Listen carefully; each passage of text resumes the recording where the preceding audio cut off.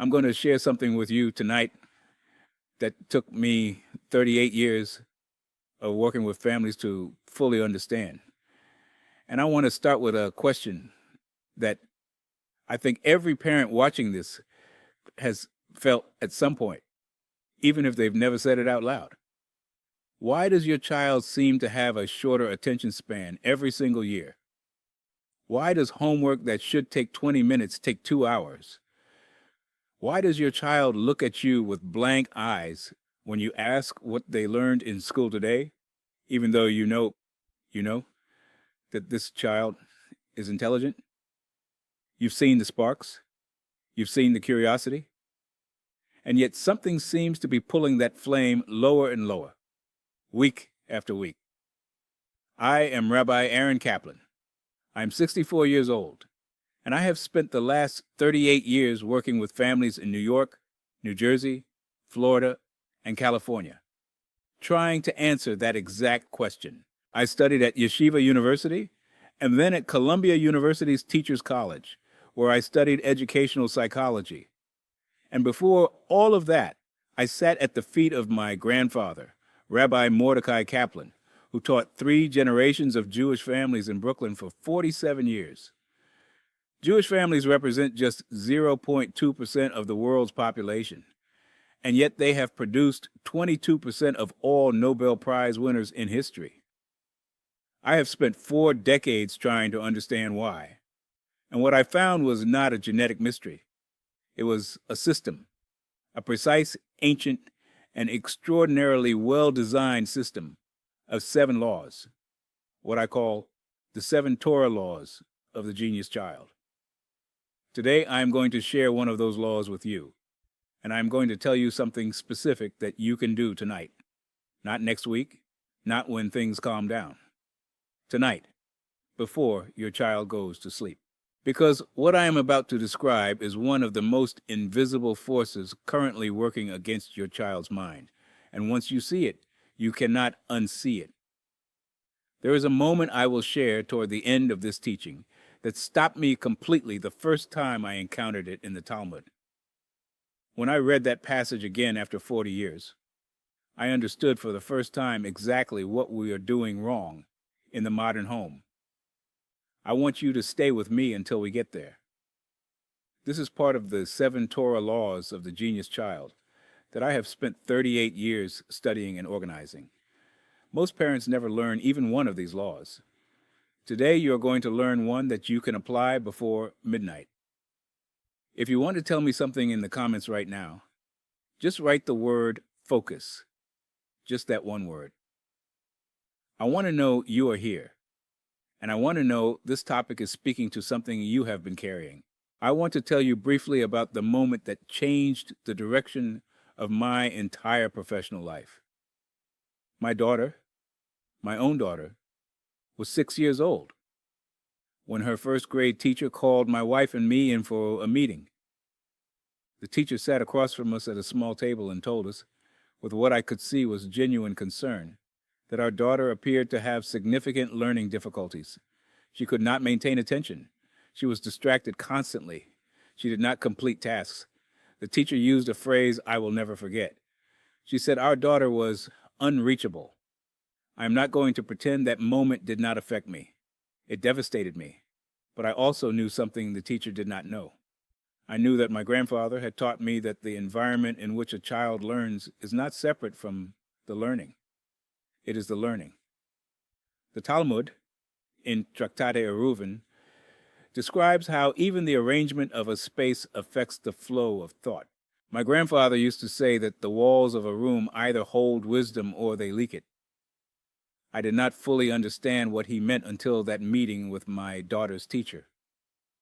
I went home that evening and I walked into my daughter's bedroom.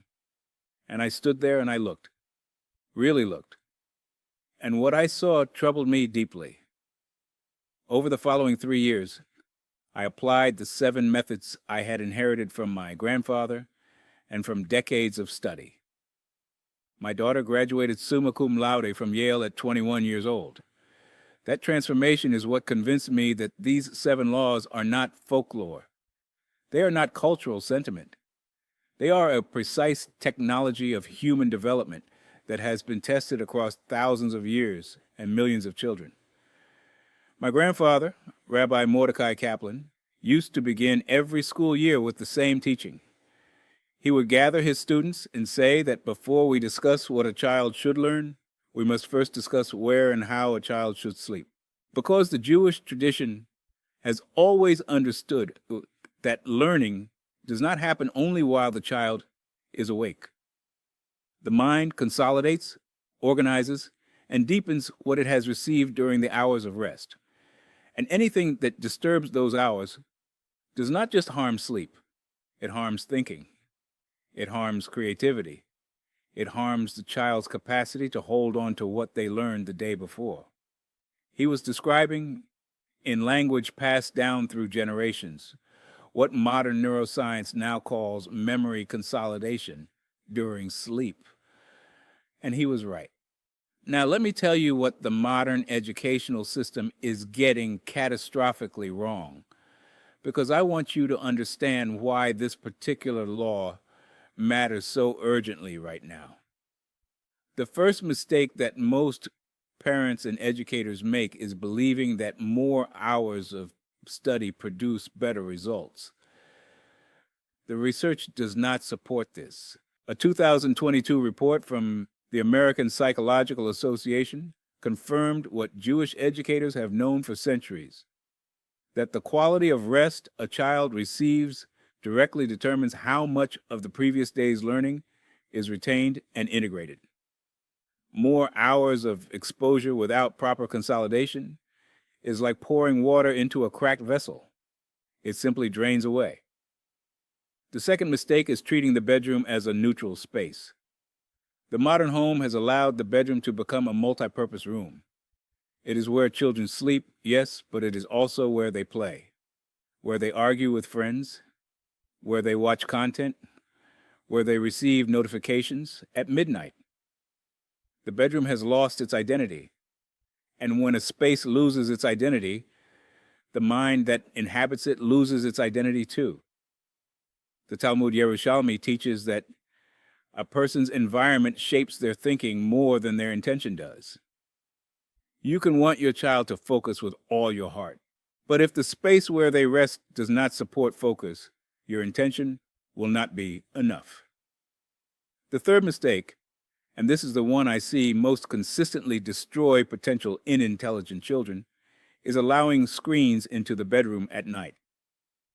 I have sat with hundreds of families over 4 decades, and in nearly every case where a brilliant child is underperforming academically, I find the same variable: a phone, a tablet, a screen of some kind, glowing in the dark of the room that is supposed to be a sanctuary for the developing mind. This is not an opinion. In 2023, a large-scale study published by researchers at University College London followed over 11,000 children and found that those who used screens in their bedrooms at night showed measurably reduced cognitive performance, shorter attention spans, and significantly worse academic outcomes, regardless of how much total screen time they had during the day. The location matters. The bedroom at night is the most cognitively vulnerable moment in a child's day. And we have placed the most attention-fragmenting technology ever created directly into that moment. What I discovered, and what I believe with everything I have learned across these 4 decades, is that this is not just a sleep hygiene issue. It is a spiritual and cognitive architecture issue. And that is why one of the 7 Torah laws of the genius child speaks directly to this. Because the tradition did not wait for neuroscience. It already knew. Today, I am sharing law number 3 of the 7 Torah laws of the genius child. I call it the law of sacred space, and its source is one of the oldest and most precise teachings in the entire body of Jewish wisdom about how a child's mind develops. In the book of Proverbs, Mishle, chapter 3, verses 21 through 24, King Solomon writes to his son, and I want you to hear this as a father writing to his child. He says, "Let sound wisdom and discretion not depart from your eyes. Keep them. And when you lie down, your sleep will be sweet." The Hebrew word used for sweet here is not the word for pleasant or comfortable. It is the word for integrated, for complete. Solomon is describing a state of sleep in which the wisdom received during the day becomes fully absorbed by the mind and the soul during the night. But he adds a condition. The wisdom must not depart from your eyes. In the Jewish interpretive tradition, this phrase has always been understood to mean that the last thing you encounter before sleep must be wisdom, not noise, not conflict, not distraction. What a child sees last before closing their eyes is what the sleeping mind works with through the night. This is not metaphor. This is a teaching about the architecture of cognition that Maimonides elaborates in Hilchot Diot, his laws of personal character and well-being, where he describes the bedroom as a space that must be treated with intention and care, because the body and the neshama, the soul, are most vulnerable and most receptive during the hours of sleep.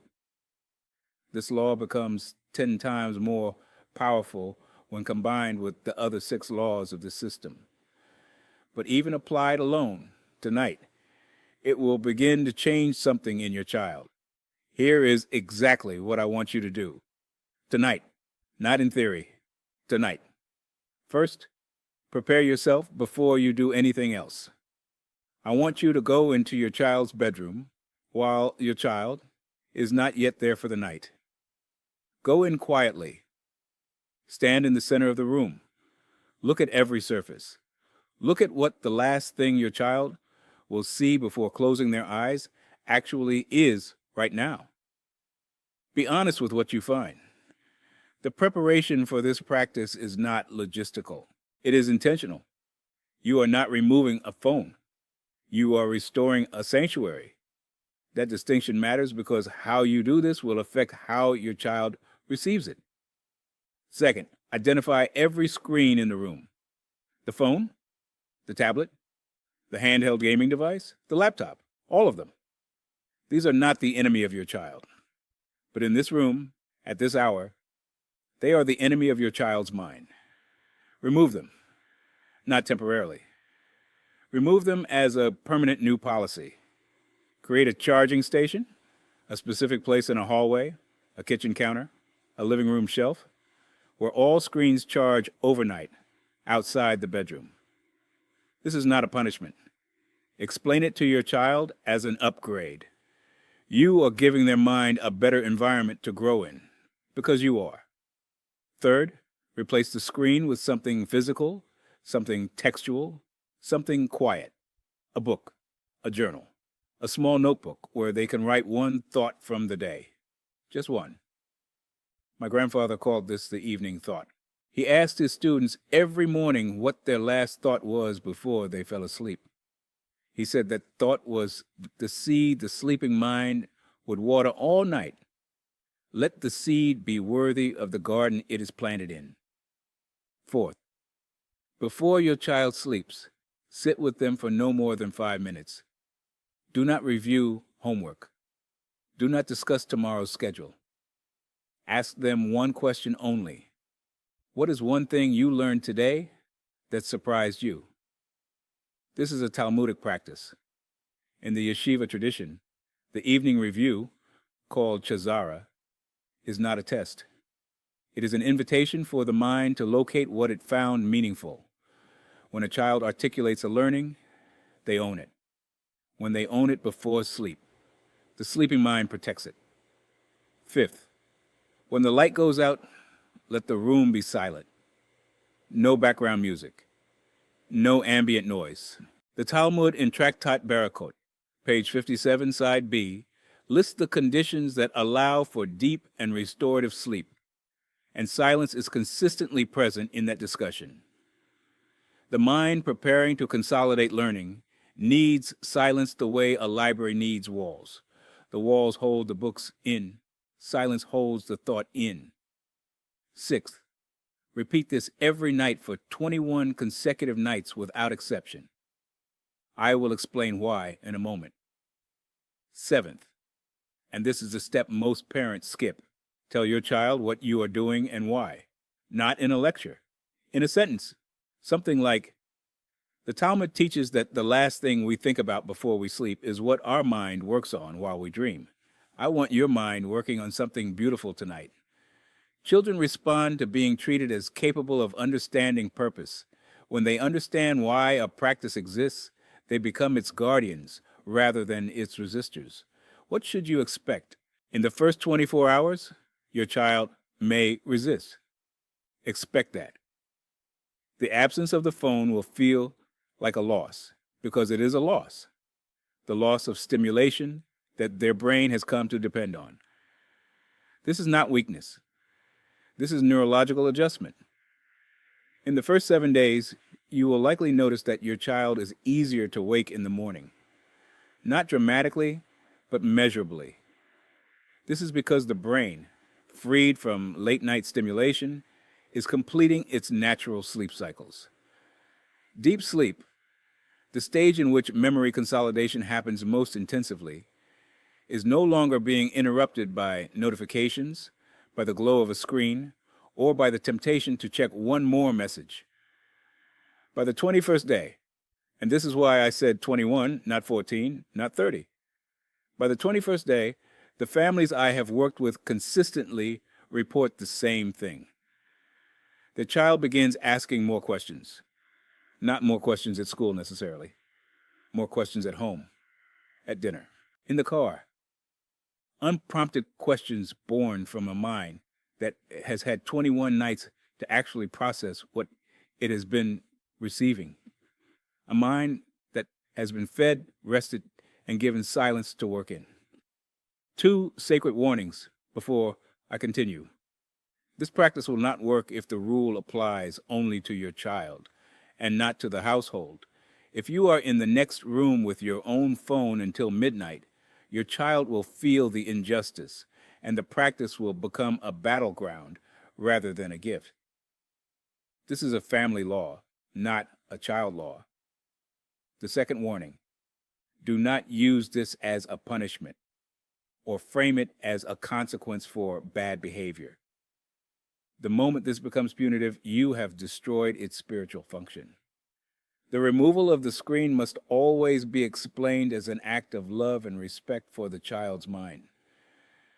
I want to share something with you now that I have rarely spoken about publicly. There was a period in my own home, my children were young, the demands on my time were extraordinary, when I began to let the evening practices slip. I told myself it was temporary. I told myself the work I was doing for other families was important enough to justify the inconsistency in my own home. And I watched over the following months as something changed in my youngest son. Not in his intelligence.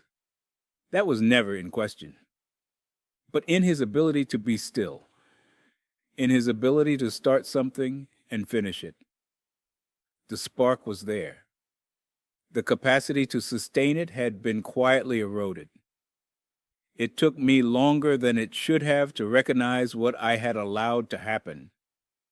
And when I restored the evening practices, including this one, the change came back. Not overnight, but steadily, reliably, the way water always returns to its level. I am also watching with deep concern what is unfolding in schools right now. In 2023 and 2024, school districts across the United States began banning phones not just during class, but for the entire school day. The teachers driving these policies are not being ideological. They are responding to something they can see with their own eyes in classrooms. children who can no longer sustain attention for more than a few minutes, who have lost the ability to tolerate the productive discomfort of not knowing something immediately. The school system is beginning to react, but the bedroom, the most critical cognitive environment in your child's life, remains largely untouched by these conversations. My grandfather taught me the 7 laws separately over years of Shabbat conversations and walks through Brooklyn. He never gave them to me as a numbered system. He gave them to me the way wisdom is always given, through stories, through practice, through the slow accumulation of observation. It took me decades to understand how they connect. How law number 3, the law of sacred space, is amplified by law number 1 and law number 4. How removing the screen from the bedroom without adding what belongs there is only half the law. The complete integration of these 7 laws is what I have spent the last 20 years organizing into a form that any family can apply. What I am giving you today is one piece of that map, a real piece, a piece you can use tonight. But it is one piece. Let me bring this together before I close. The first truth I want you to carry with you is this: the bedroom is not a neutral space.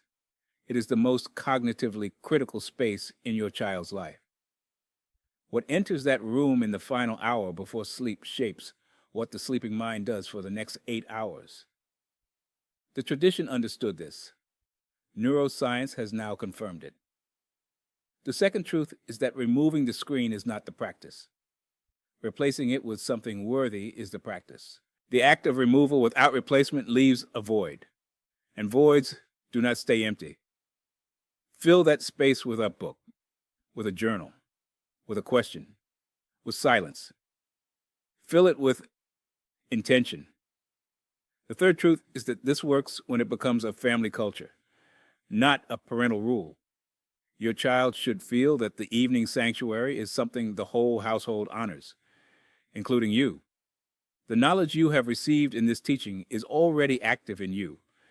You understand now why this matters and what to do. The only question is whether you will act tonight or whether you will let the understanding fade into intention without ever becoming practice. The families I have seen transform their children's academic lives were not smarter than you. They were more consistent. They did the simple things with love every night, for long enough that the simple things became sacred things. Use this knowledge with intention and with love. In my next teaching, I will reveal another of the 7 Torah laws of the genius child, one that connects directly to what you learned today, and one that most parents have never even considered as an educational tool.